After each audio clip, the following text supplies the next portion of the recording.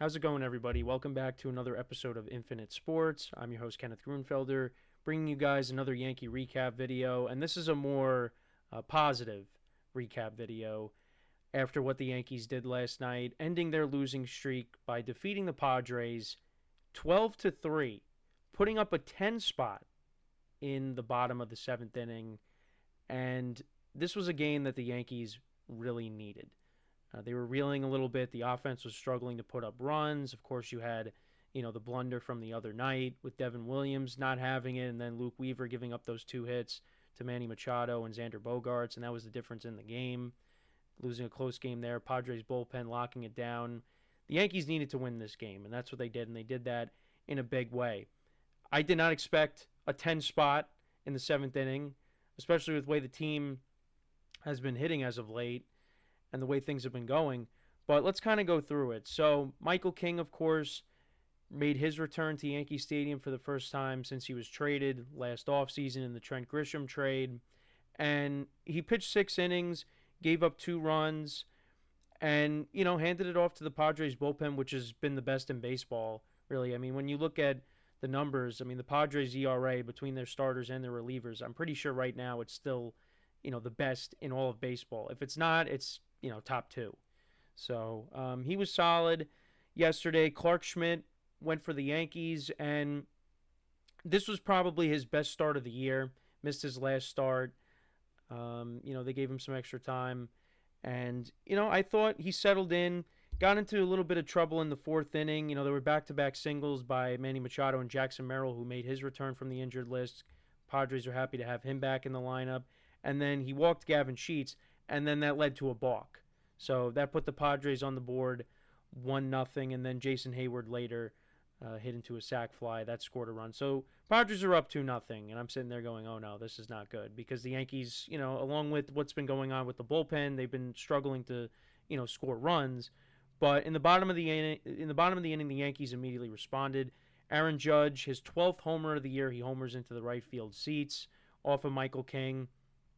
And that gets the score now to 2-1. Cody Bellinger walked, and then Jason Dominguez singled. Bellinger went to third. Tatis threw it to third. It went into the dugout, and that allowed Bellinger to score, so that tied the game. And then we'll skip around here. We'll go to the seventh inning. So that's where, the big inning happened. But it started with the Padres taking the lead. So Tim Hill came in and, gave up a couple of singles. And then they took him out of the game to put in Fernando Cruz, who has been one of the Yankees' best relievers. And he gave up a double to Fernando Tatis, and the Padres took the lead at that point. So that made it 3-2. Cruz was able to get out of the inning to keep it at a one-score game. But at that point, I thought the Yankees weren't going to come back because, when we get past, when we get into the later innings, the Yankees struggle to come back, and I thought that was going to be the case because, again, the Padres bullpen has been very good this year. So the Yankees did face a couple of lefties in the bullpen, and one of them was a former Yankee in Wandy Peralta, and it was tough to see Wandy get knocked around like he did last night because Wandy, he was a quality reliever for the Yankees with his time with them, and to see him get knocked around like that was tough. But listen, the Yankees needed to get the win. But the Padres, before Wandy, they put in Adrian Morejon. I'm hoping I pronounced that correctly, but they put him in, and he didn't really have it. Gave up 3 hits, 4 earned runs. He walked Trent Grisham. Actually, no, I don't. Did he walk Trent Grisham? I don't think he walked Trent Grisham. Trent Grisham did walk in the inning, but it was on 4 pitches. I think that might have been once Wandy came into the game. But what really sparked this inning for the Yankees, and we'll go through it batter by batter, is the young guys. Jason Dominguez, Anthony Volpe, and Austin Wells. And going into the season, we were saying how these guys need to take that next step if this team is going to want to really compete this season. Because obviously with guys that have left, with Juan Soto, of course, departing to go to the Mets, and with Giancarlo Stanton going down, you need the young guys to really step up and take on, a bigger roles with this team. And that's exactly what happened. So Dominguez actually doubled to start the inning. And this was actually from the right side where, that's his weaker side. He doubled. Then Volpe singled, so first and third, with nobody out, and then Wells singles to tie the game. And then Oswaldo Cabrera attempts a bunt, and it gets popped up in the air for an out. So then you're thinking, oh, that's going to be a rally killer, isn't it? So then Paul Goldschmidt ends up pinch hitting for Yorbit Vivas. Goldschmidt had the night off, but he came in that spot, and they ended up walking Goldschmidt. So that was the walk that Morjong ended up surrendering. And then Trent Grisham comes up, and Wandy Peralta walks him on 4 pitches, and the Yankees take the lead. And then next batter, Ben Rice, a 2-run double to make it 6-3. And then they intentionally walk Aaron Judge. Cody Bellinger then singles to make it 7-3. Dominguez flew out. That put 2 outs on the board. And then Anthony Volpe singled. It was off of Manny Machado's glove. So that scored a run. And then the big fly, Austin Wells, a grand slam to extend the lead to 12-3. And that ended up being the final score of the game. Tyler Madsick came into the game. And Yeri De Los Santos, who the Yankees brought up after they designated Carlos Carrasco for assignment.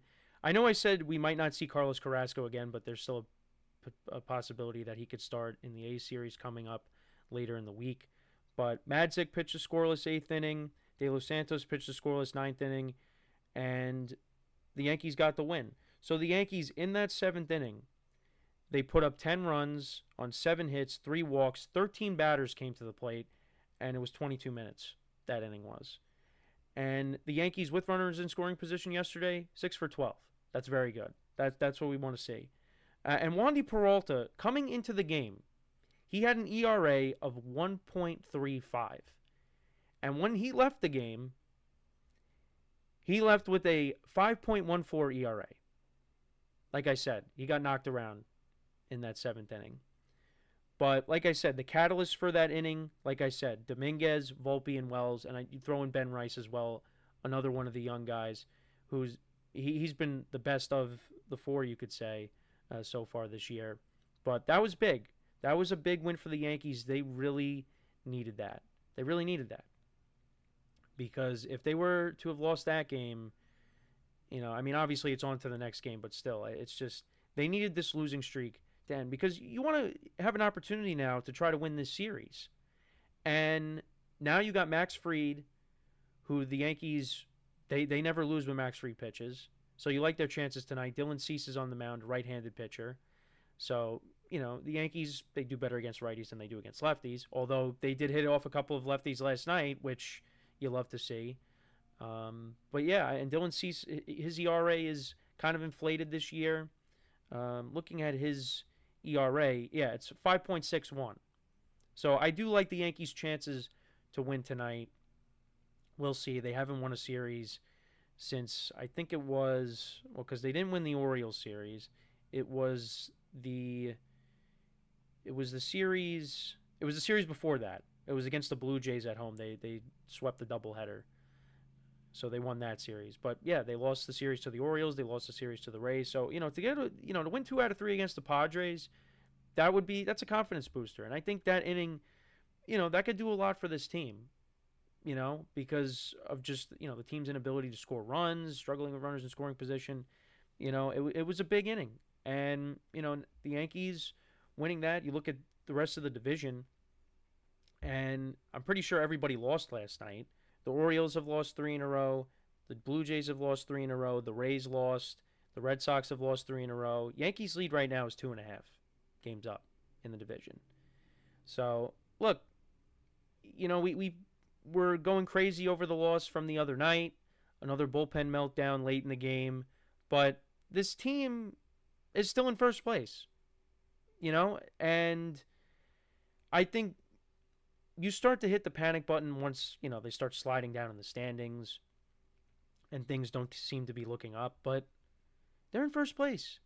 This division is not great this year right now. So, and it's still early. Things can change, but they're still in first place. And they got back in the win column. That was huge.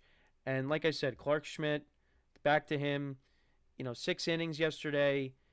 got into a little bit of trouble in the fourth inning, like I said, the balk, and then the sac fly. Obviously, he didn't really get hit hard in that inning, but this is a building block for him, and once he continues to get those reps and we distance himself more from the injury, he's going to be a quality starter for this team.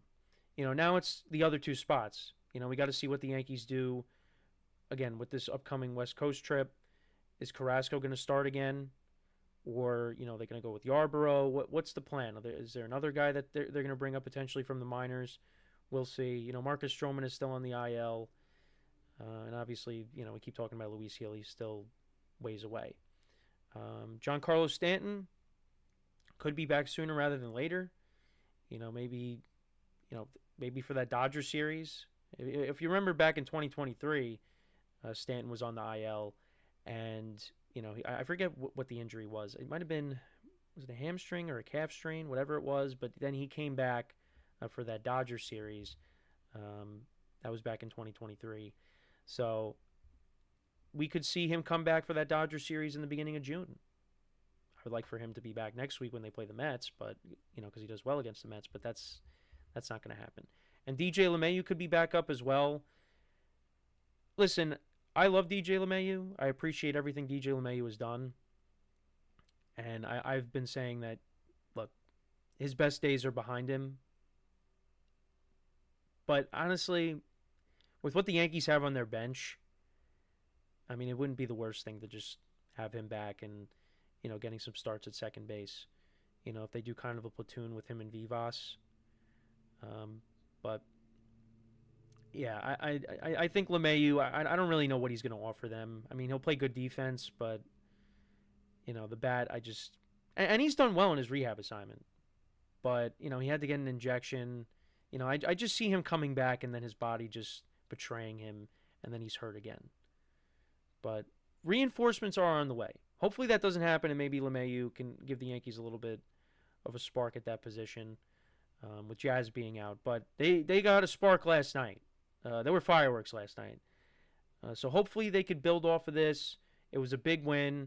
Max Fried going for the Yankees tonight. Let's hope that they go for the series win. And then an off day tomorrow. And then they take on the Athletics out in Sacramento. So let me know what you guys think about the game from last night. What were your takeaways from it? And like I said, let's see if the Yankees can get a series win tonight, finally. Make sure to leave a like, comment, and subscribe. And I will talk to you guys next time. Take care.